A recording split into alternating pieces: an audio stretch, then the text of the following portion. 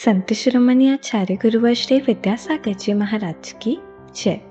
और हम योग प्रणेता पूज्य गुरुवर श्री प्रणम्य सागर जी महाराज की जय। ओम अरहम नमः। शंका समाधान सत्र में आप सभी का स्वागत है। आज पूज्य श्री के द्वारा आपकी की गई शंकाओं का समाधान किया जाएगा। यदि आप भी अपनी शंकाएं भेजना चाहते हैं तो विजिट कीजिए ttv.arham.yoga और हमारे शंका समाधान फॉर्म को फिल कीजिए। सत्र संबंधी शंकाओं का समाधान स्वयं पूज्य श्री करेंगे। इस कक्षा की सभी जानकारियां जानने के लिए आप हमारी वेबसाइट ttv.arham.yoga को विजिट कर सकते हैं। आप हमारे व्हाट्सएप ग्रुप भी ज्वाइन कर सकते हैं cut.ly/तत्वार्थ पर। इस कार्यक्रम के प्रसारण में पुण्यार्चक बनकर आप धर्म प्रभावना कर सकते हैं और पुण्यार्जन भी कर सकते हैं। आप टीम अरहम को 9810436940 पर संपर्क कर सकते हैं। तो चलिए अपने सत्र की शुरुआत करते हैं पूज्य श्री के द्वारा अरहम ध्यान योग के माध्यम से। सीधे बैठ जाइए। आसन सुखासन, अर्ध पद्मासन या पद्मासन हो। गर्दन सीधी, कमर सीधी। गर्दन सीधी करें,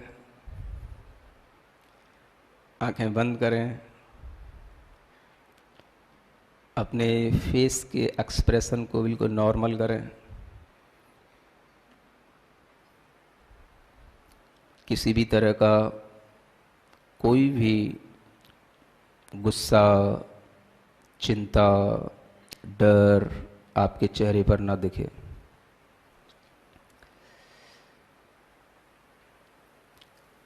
गहरी लंबी श्वास लें, बड़े रिलैक्स के साथ।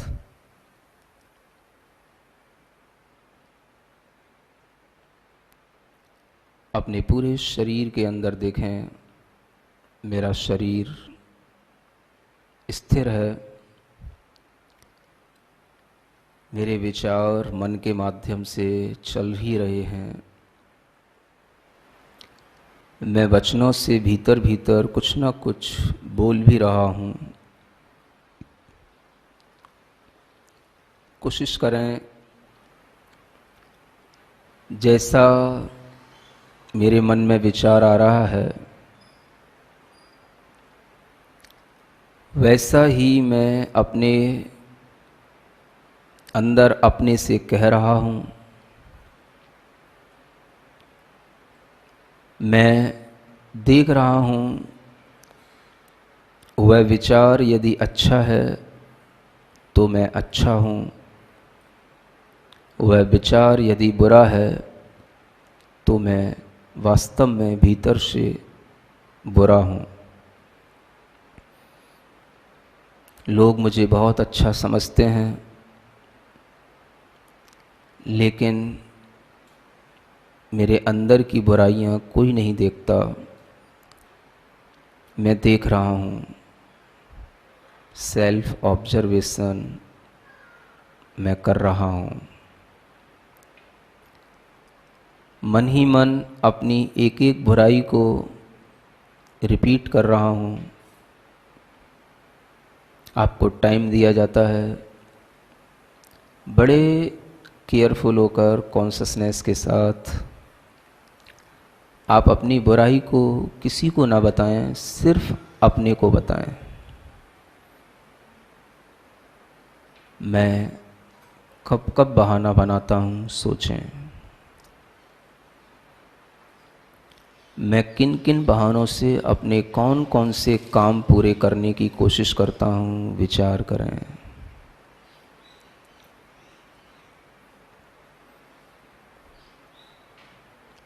उसके कारण से कोई दूसरा किसी दूसरे व्यक्ति को मैं कहीं ठग तो नहीं रहा, उससे कहीं उसका नुकसान तो नहीं हो रहा, यह भी विचार करें। अगर दूसरे को कोई नुकसान नहीं हो रहा है तो कोई बात नहीं, यदि हो रहा है तो मन में संकल्प लें कि मैं उसका नुकसान करके अपना फायदा नहीं करूँगा, दूसरे को धोखे में रख करके अपने स्वार्थ की पूर्ति नहीं करूँगा, अपने से छोटा या अपने से बड़ा मैं किसी के साथ छल कपट का व्यवहार नहीं करूँगा।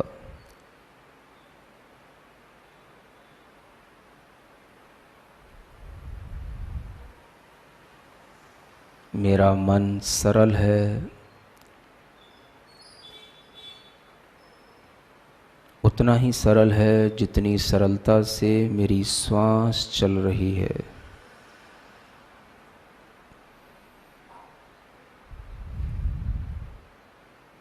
बड़े आराम के साथ श्वास लेते हुए भाव करेंगे, मैं सरल हो रहा हूँ। श्वास छोड़ते हुए भाव करेंगे, मैं अपनी सभी कुटिलता और बुराई को बाहर फेंक रहा हूँ। इस तरह से 27 टाइम्स करना है विथ ऑनेस्टी।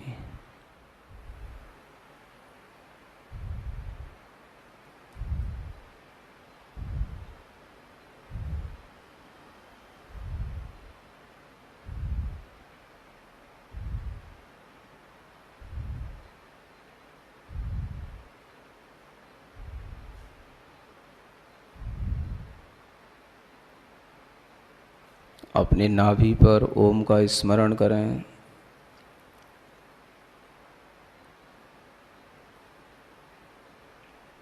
अपने माथे पर अरहम का स्मरण करें।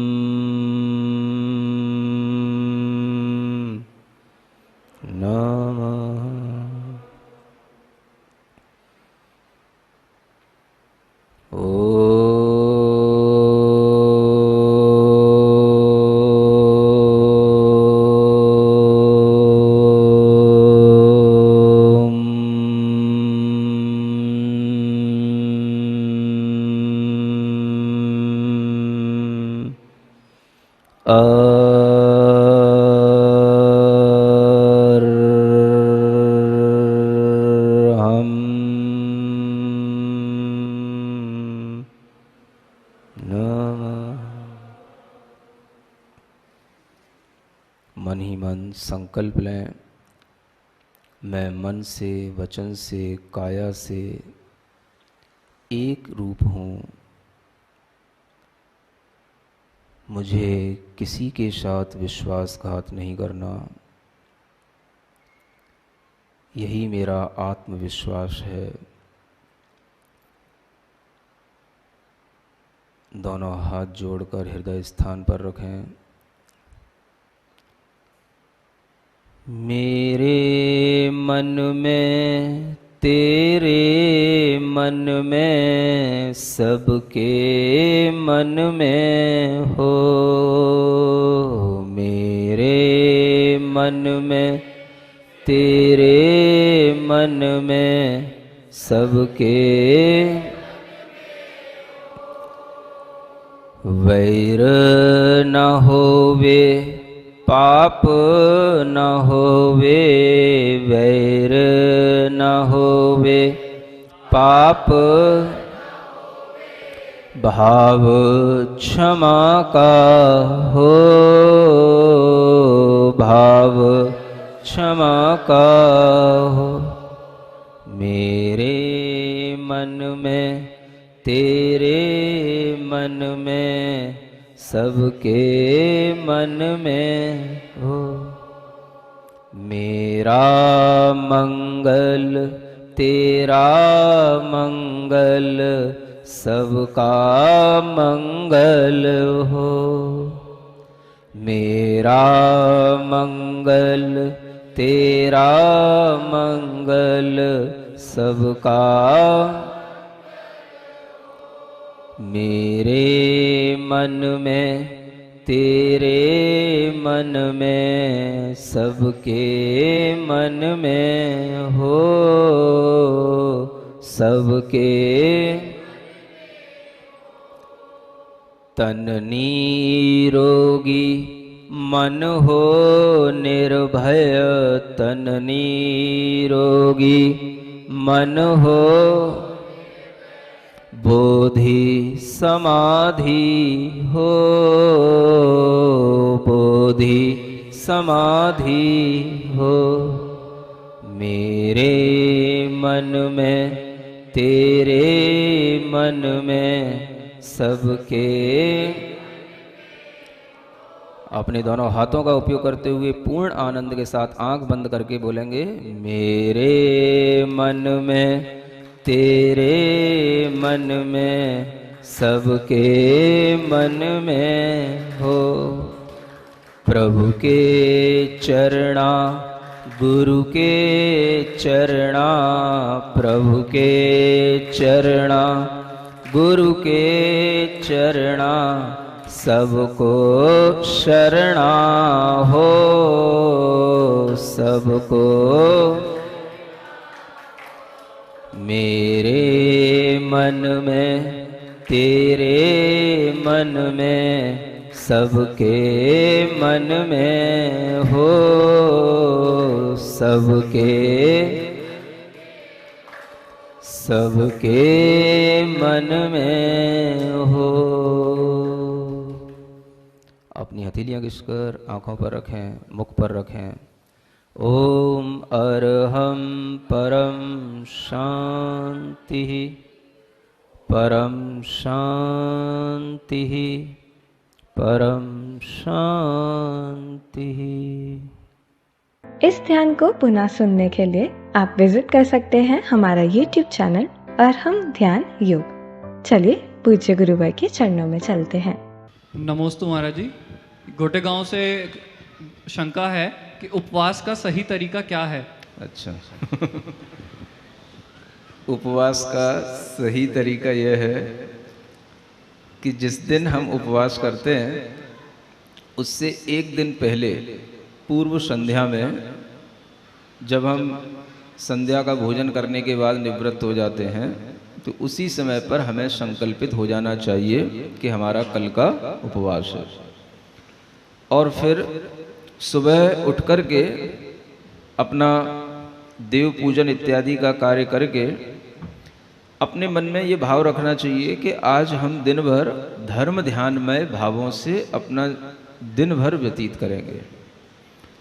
हमें किसी भी प्रकार के परिग्रह की, आरंभ की, घर के व्यापार के कार्यों की कोई अधिक चिंता नहीं होगी। जो बहुत कम से कम होगा हम उतना ही करेंगे। यदि आप पूरा दिवस धर्म ध्यान में निकालते हैं और कोशिश करें कि रात में भी हम अधिक से अधिक समय धर्म ध्यान में ही निकालें, हमारे लिए प्रमाद ना सताए। हम ऐसा ना हो कि केवल उपवास करने के बाद बस पड़े पड़े बस टाइम काटते रहें और केवल जो है सोचते रहें कि बस आज का दिन निकल जाए, एसी में पड़े रहें और किसी ना किसी तरह से हमें बैठने का भी, जाप करने का भी, स्वाध्याय करने का भी कोई भाव ना आए, तो वो कोई उपवास नहीं होता। उपवास का अर्थ है कि आप उस दिन रोजाना से ज़्यादा अच्छा धर्म ध्यान करें। स्वाध्याय के बल से करें, जाप के बल से करें, ध्यान के बल से करें, स्तुति भक्ति के बल से करें, जिस किसी में भी मन लग सके उससे करें। और वह 24 घंटे आपके धर्म ध्यान में गुजरने चाहिए। निद्रा भी जितनी आवश्यक है उतना लें।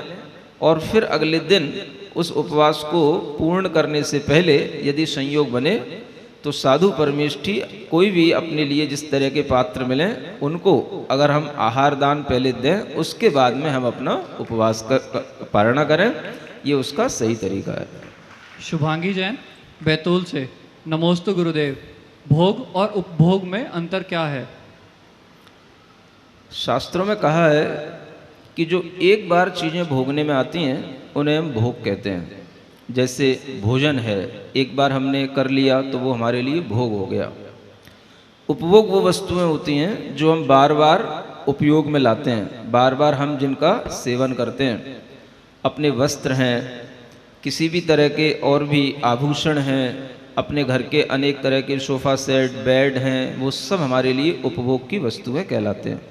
इस तरह से भोग और उपभोग में अंतर जानना चाहिए। अंजलि भज बेंगलोर से, नमोस्तु गुरुदेव, चिंता, भय, परेशान होना यह कौन सी कषाय के कारण होती है? इसको इन 10 दिनों में कैसे जान सकते हैं? अच्छा प्रश्न है। चिंता, भय और परेशान होना, ये सब चीज़ें कोई भी कसाय के कारण से हो सकती हैं।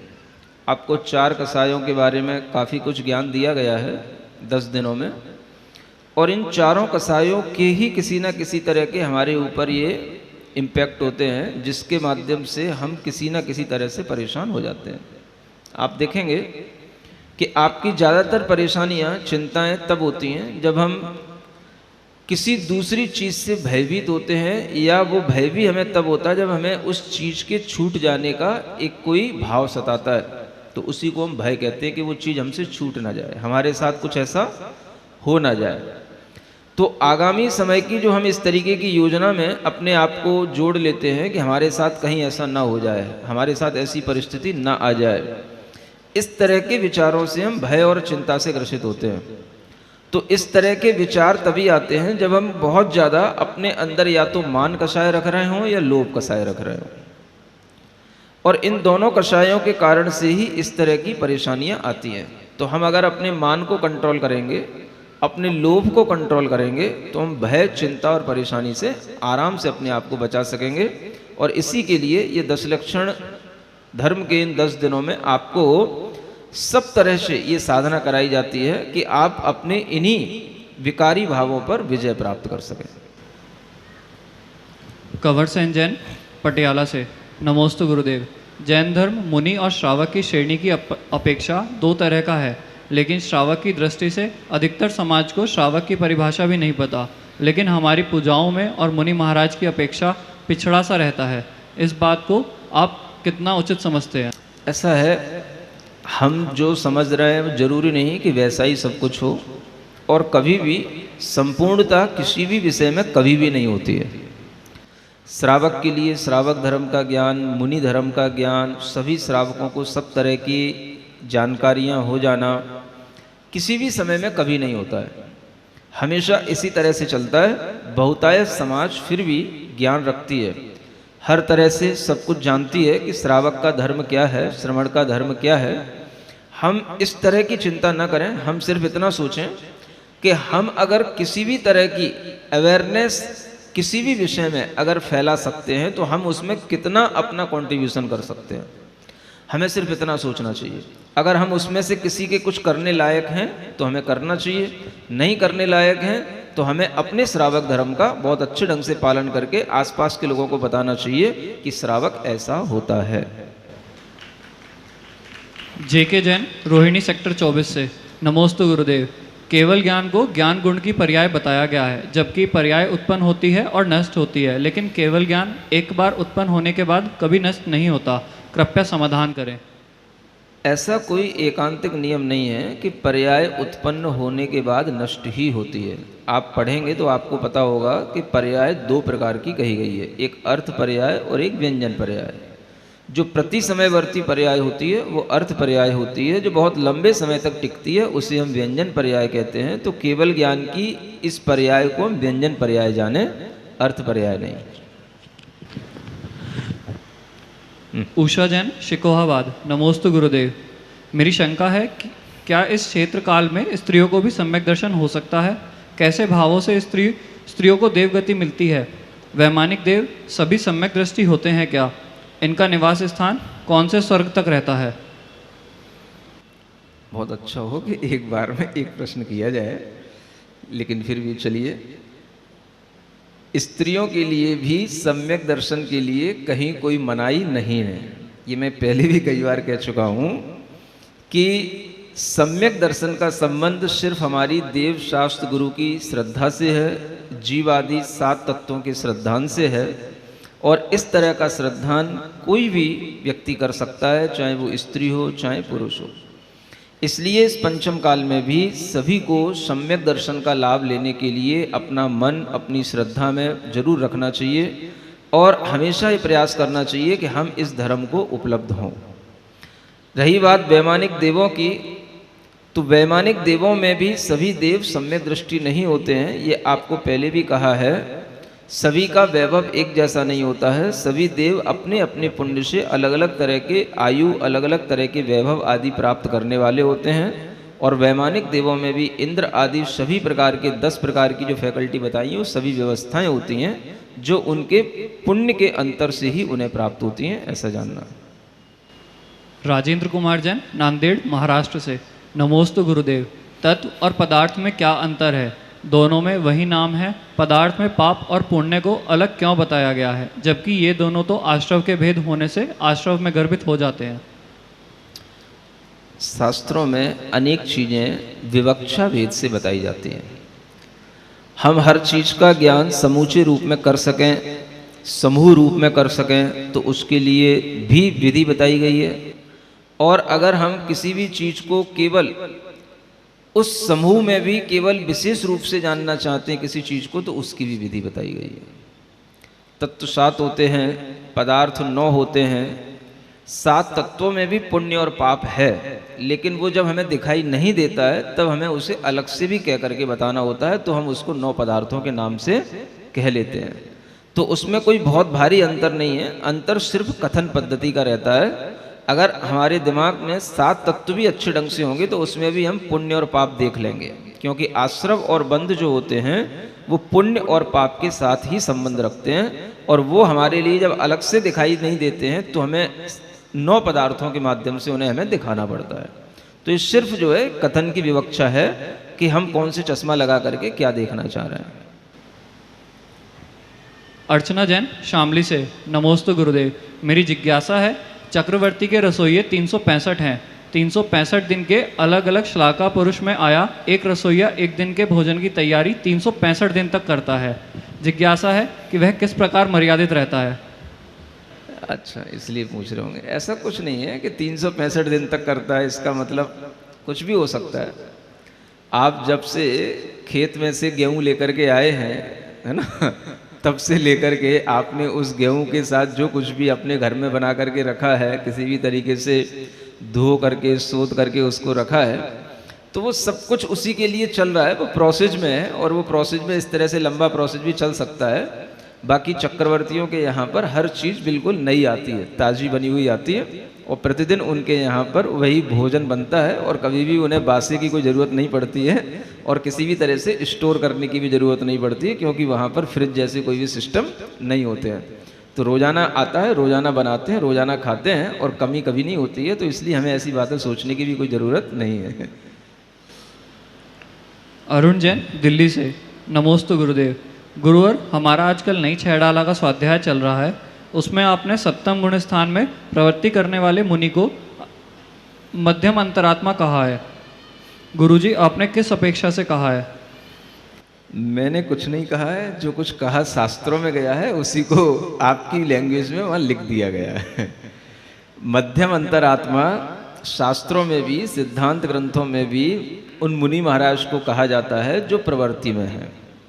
उत्कृष्ट अंतरात्मा तभी बनते हैं जब वो केवल ध्यान में स्थित होते हैं। इसलिए जो शास्त्रीय कथन है वो आपको सभी को एक आसानी से उपलब्ध हो जाए, इसलिए इस नई छेड़ाला में इस तरह के विषय रखे गए हैं और ये सभी शास्त्र सम्मत हैं। जैसा कहा गया है वैसा ही अपने को श्रद्धान करना है। प्राची जैन दमोह से, नमोस्तु गुरुदेव। मेरी शंका ये है कि आज के टाइम में लोग बहुत ही धर्म के लिए अग्रसर रहे, पर अपने घर में अपने माता पिता को नहीं रखते, जो कि सबसे बड़ा धर्म है। कृपया समाधान करें। अच्छा प्रश्न है।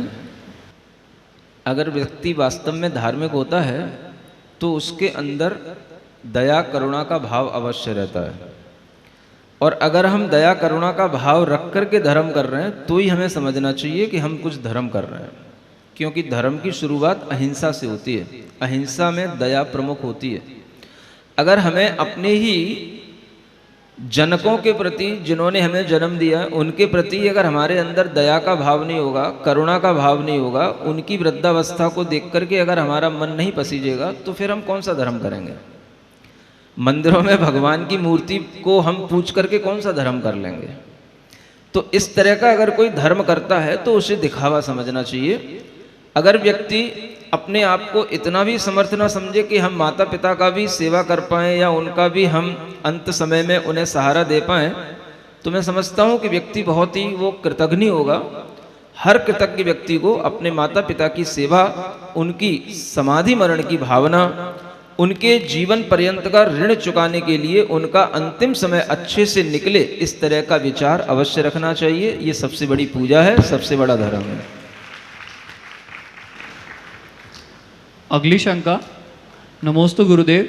गुरुदेव, यदि किसी के प्रति क्रोध हो और उसकी बात को बहुत कोशिश करने पर भी भूल नहीं पा रहे हो, लेकिन कभी हम धर्म को समझते हुए हम क्षमा करते भी हैं और मांगते भी हैं, लेकिन 1-2 दिन बाद ही सामने वाला व्यक्ति की बातें माइंड में दोबारा आती हैं और क्रोध और दुगने वेग से बढ़ जाता है। क्या हमने कषाय का बंद कर लिया है या निदान बंद हो गया है, जो हम किस बात को भूल नहीं पा रहे हैं? ऐसा लगता है कि किसी के प्रति कषाय रखकर कुछ भी धर्म करना व्यर्थ है। इस स्थिति में क्या करें? ये स्थिति सभी के साथ बनती है। आपका ये जो प्रश्न है अच्छा प्रश्न है। इस तरह से अगर हम अपने भावों को देख रहे हैं तो इसका मतलब है कि हम बहुत अच्छे ढंग से अपने को समझ रहे हैं, अपनी कसायों को समझ रहे हैं। सबसे पहली तो हमारे लिए अच्छी बात यह है। दूसरी बात, अगर आपने ये महसूस किया है कि हमें किसी को याद करने से बार बार क्रोध उत्पन्न होता है और हम उस क्रोध को रोक नहीं पा रहे हैं या और अधिक दूने वेग से उत्पन्न होता है, तो आप एक कोशिश कीजिए कि आप ध्यान में बैठ करके, शांत भाव से बैठ करके उस आदमी को याद करते हुए उसकी कुछ अच्छाइयों को याद करने की कोशिश कीजिए। यद्यपि ये काम सरल नहीं है। अगर आपको उसकी याद आते ही गुस्सा आने लग जाता है, उसकी याद आते ही आपको गुस्सा दूना हो जाता है, तो आपको कहीं ना कहीं अपने मन में पहले क्षमा भाव धारण करके, शांत भाव धारण करके ये एक प्रैक्टिस करनी पड़ेगी। अन्यथा आप ये सोचेंगे कि हमारे लिए कहीं कोई कषाय का बंद हो गया है तो हम धर्म नहीं कर पाए, या धर्म करें तो हमारा कोई उसका मतलब नहीं है। ऐसा नहीं है। धर्म इसी का नाम है कि आप उसको करते रहिए, चोट मारते रहिए। धीरे धीरे वो चोट पड़ते पड़ते, धीरे धीरे आपके मन पर वो अभ्यास आते आते, आपके मन में जब शांति का भाव हो उसी समय पर वो चोट मारिए। वो शांति का भाव कब होता है?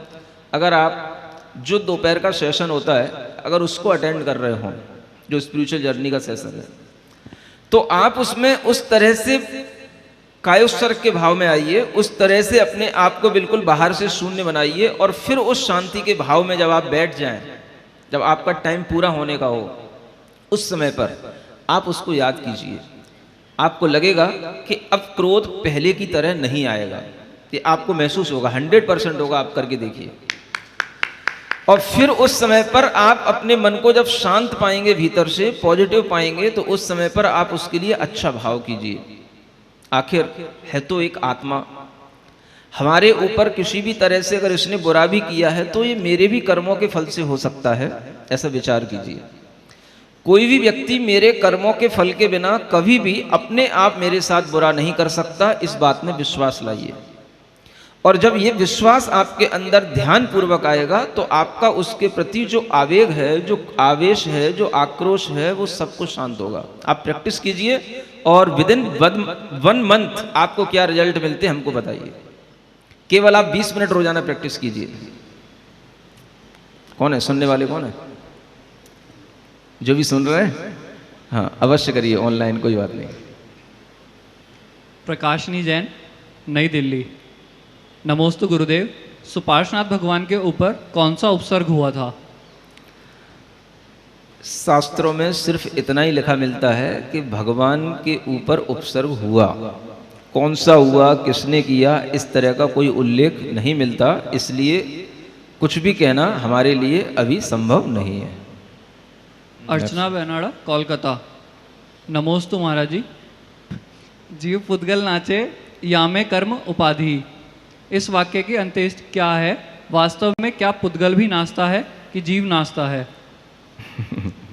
जीव और पुद्गल नाचे या में कर्म उपाधि है, इस तरीके की भावना पढ़ते हैं ना।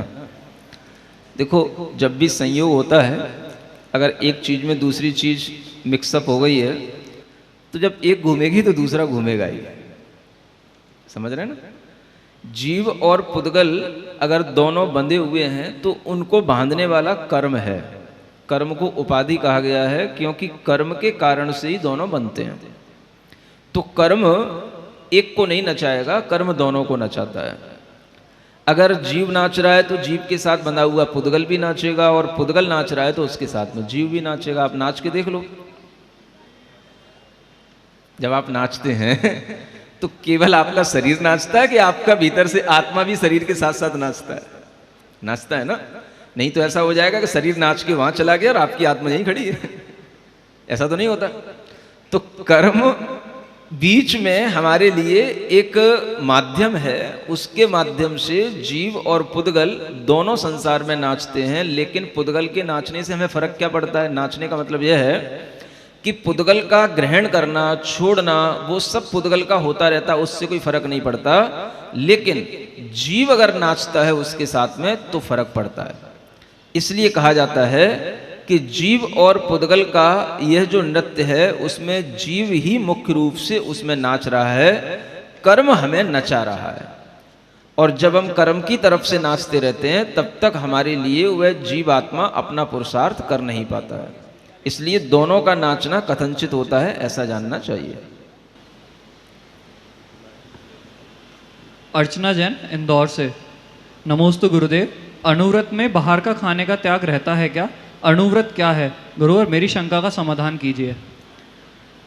देखो, अणुव्रत के कई प्रारूप हैं।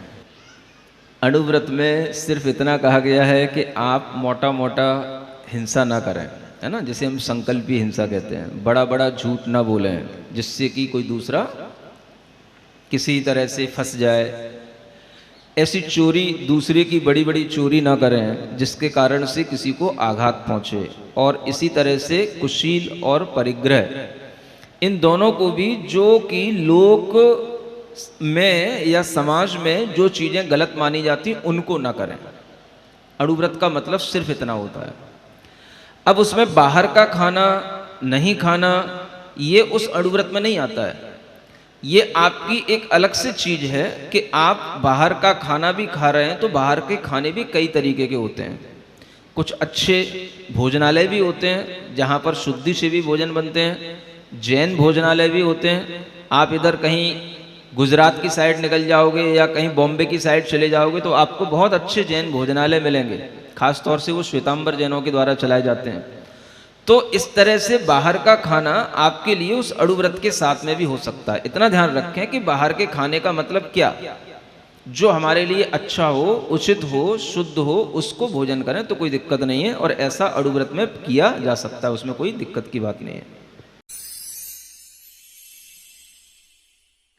सिरिजिणवाणी जग कल्याणी जग जन मदतम मोहरी जनमण हारी गढ़हर हारी जम जरा भव रोग हरि तिथियराणं दिव्यझुणिं जो पढ़ई सुणई मय्ये धारई णाणं सौखमणन्तं धर्य सासद मोक्ष पदं पावई सासद मोक्ष पदं पावई।